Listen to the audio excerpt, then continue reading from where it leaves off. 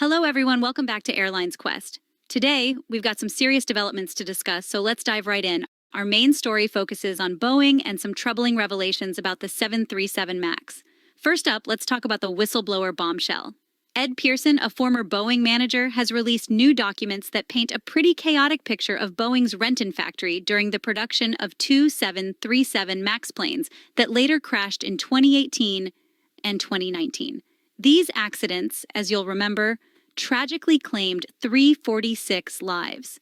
Now, you've got to remember, Pearson isn't just some random guy. He worked at Boeing for over a decade and was a senior manager in the 737 program. He's alleging that the production issues from back then are still affecting MAX planes flying today. That's a pretty serious claim, right? Let's break down some of the key points. Firstly, the electrical issues. The documents show a whole bunch of electrical problems were discovered while assembling the Ethiopian Airlines jet that crashed in 2019. We're talking misinstalled and mislabeled electric parts and miscommunication between employees. Not exactly what you want to hear about airplane production, is it? Secondly, the FAA report. An FAA investigation in 2018 found that Boeing employees in Everett, Washington were being pushed to work too fast, potentially leading to defective parts. In some cases, workers had just 1 minute to pre-inspect parts, talk about pressure.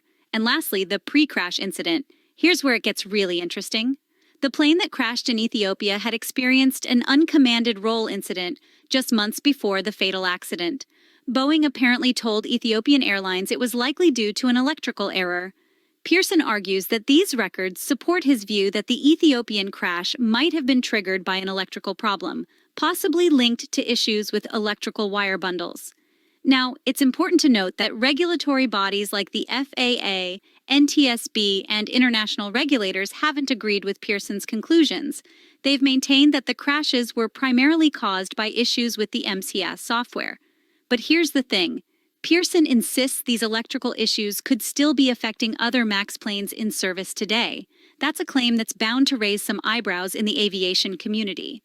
To wrap this up, it's clear that Boeing is facing some serious questions about its production processes and transparency. The recent door plug incident on another 737 MAX in January has only added fuel to this fire. So, what do you think about all this? Are you concerned about the safety of the 737 MAX? Or do you think these issues have been adequately addressed? Let us know in the comments below. Don't forget to like and subscribe.